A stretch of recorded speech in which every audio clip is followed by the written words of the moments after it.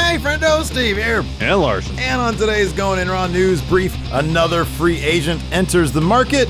We've got news on Thunder Rosa's wrestling future. But first, are fans returning for the Royal Rumble? Larson, what's in the news? You know, before we get into the news, as usual, we got some announcements we got to make. Going In Raw news. We're going to get to that first. Of course, tonight we got our election night gaming stream over to Twitch that starts at 5 p.m. Pacific. Maybe. We'll see. We'll see if that works. We'll see. It's kind of a huge deal. You'll be there. You're already all in. You're obligated. Next week, of course, is Pledge Week. That means all our bonus content is free, gratis for everybody. Yeah, man. We're doing our own pledge drive. Right in the middle of, we're gonna have some cliffhanger commercial breaks where we enter in. We're like, hey, are you enjoying this great content from Going In Raw?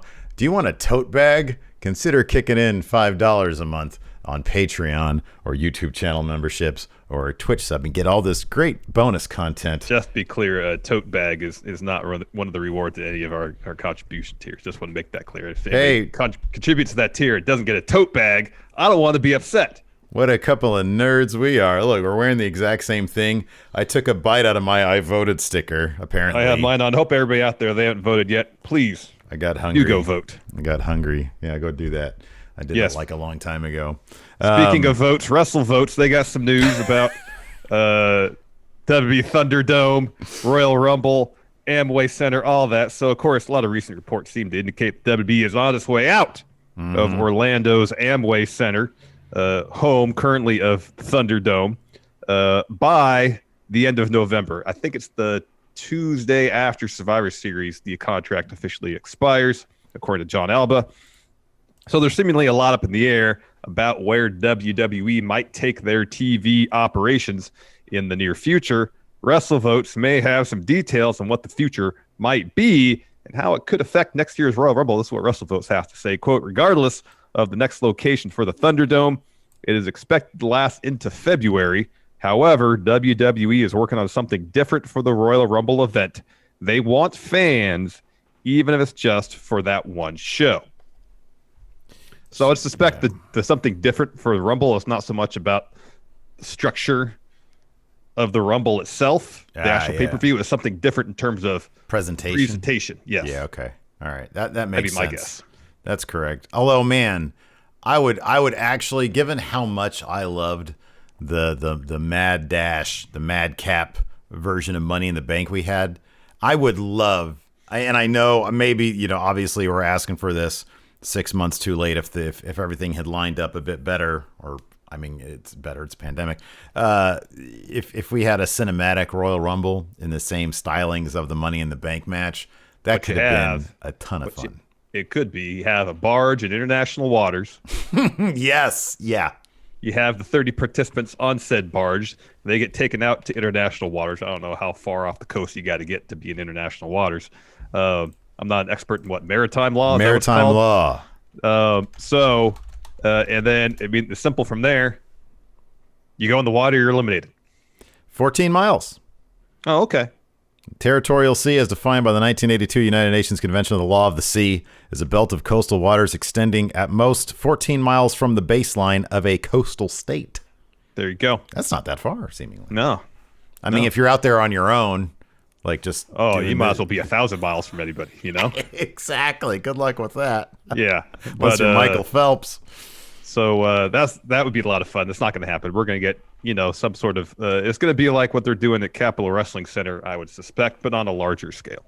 Yeah, I mean, I wonder what kind of capacity... I mean, it seems like Vince is going to just want to be like, go all out just for this one thing. This one thing, just go all out, like 5,000 people. I don't know. People can't be packed together anymore, though. I don't know what they're going to do. Pods suck. Pods are so boring. They're so dumb. I don't know, man. Like what AEW does, I think it's cool for the people that are there. It doesn't really make a difference for the presentation, though. Like nothing really matters. If you can't have people like packed in on camera, why'd you do it? At this point, I'll be honest, Thunderdome is actually pretty okay for me. They got the timing and the volume of the ambient crowd noise pretty good. I like Thunderdome. In terms of a television viewing experience, is it what a live crowd is? No. It's maybe 65, 70% of the way there.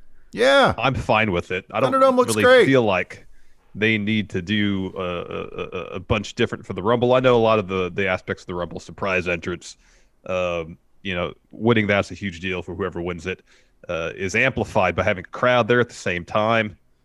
Things aren't optimal right now. Moments here and there for wrestling, for Raw, SmackDown, pay-per-view, stuff like that. I mean, for AEW as well.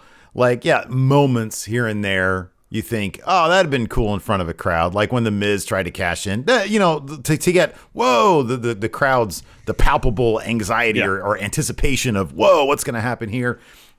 Title changes, like you said, those are cool. But by and large, like, I don't know. I've just gotten used to it. I think it looks great. I think it doesn't look like cheesy, awkward gym moves anymore. I think it looks fine. So I don't know. It just write this one off, do it at Thunderdome. But, I don't know. I think that Thunderdome looked, I'll be honest with you, I prefer Thunderdome to like what AEW does.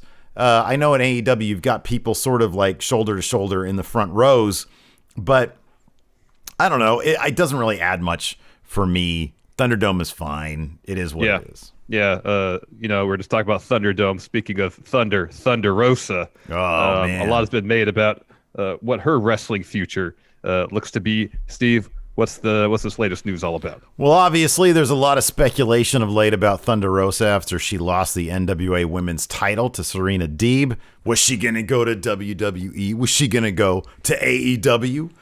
Billy Corgan, NWA's own Billy Corgan, has taken to Instagram to confirm that Rosa is signed with the NWA till next year.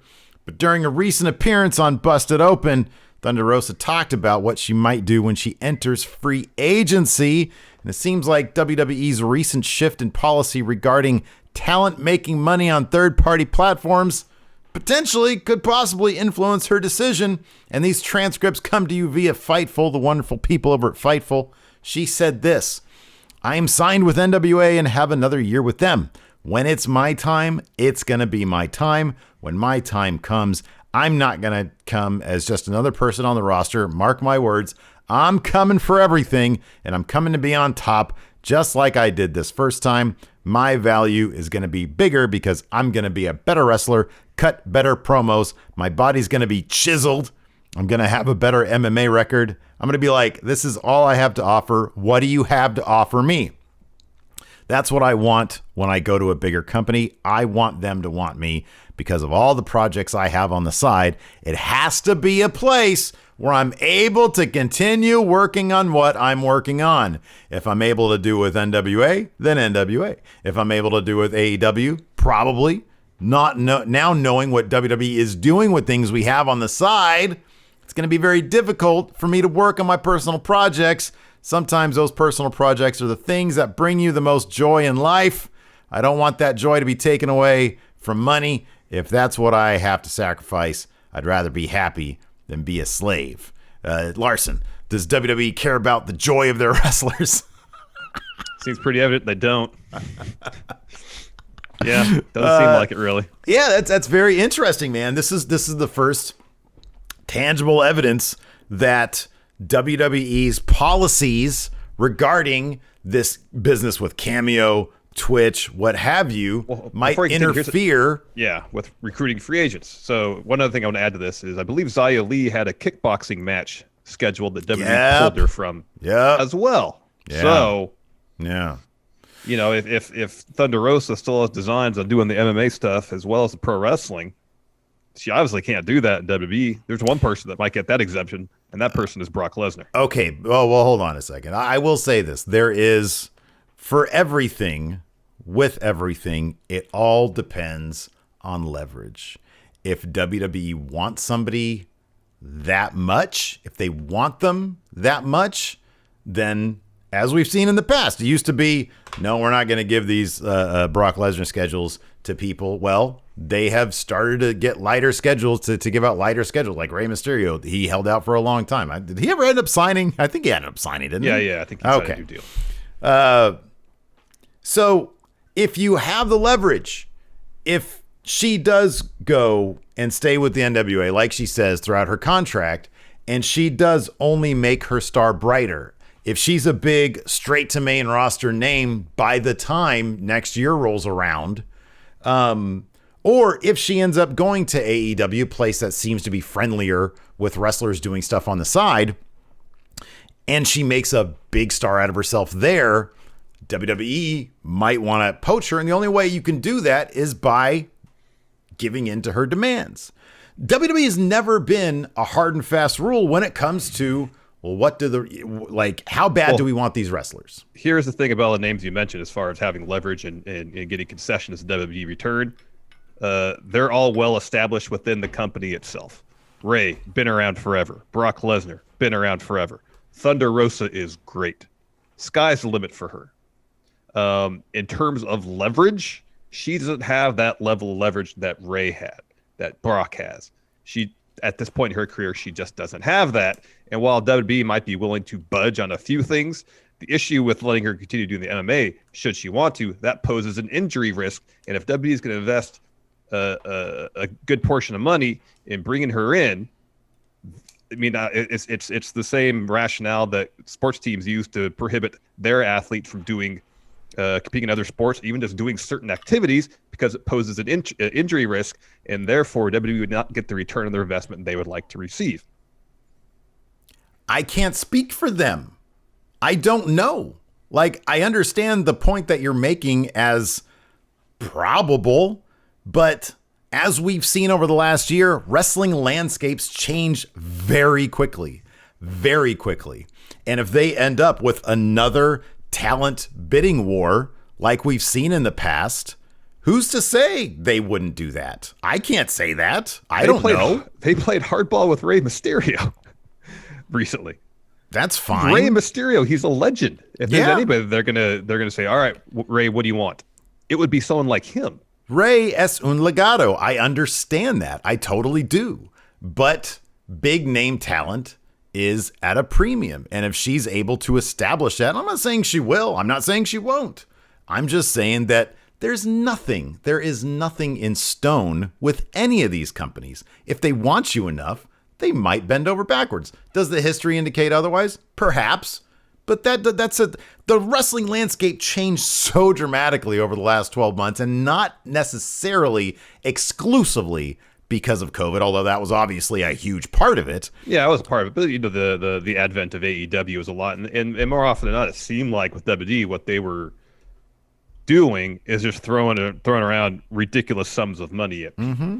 Yeah, you know, and that's the one thing that WWE has a premium of is money. They still do, even though they're released a bunch of people. They got tons of money, and they have that advantage. What Also, AEW has the advantage of is flexibility. You work in 1, maybe 2 days a week with AEW. They can afford to allow people to do stuff on the side a lot more readily at WWE, because the other thing about WWE, once they're back on the road, you know, we don't know what the house show schedule is going to be like, if they're still going to do it to the same extent they were or not, but you're definitely be working more than 1 day a week. And that's a lot harder on your body. Depending on how things shake out, possibly. Again, things are like, even right now, they're really in flux. We just talked about WWE not even knowing what they're going to do with the Rumble. Are they going to be fans there or not going to be fans there? So I don't know. I think it might be an advantageous time for her now to continue to be, I mean, as she said, she's under contract with NWA still, because these issues are being brought to the fore in WWE. We've seen already, I mean, last I checked, I think last night, Zelina Vega was still streaming. Paige has said outright, I'm going to keep on doing this because it makes, it's good for my mental health.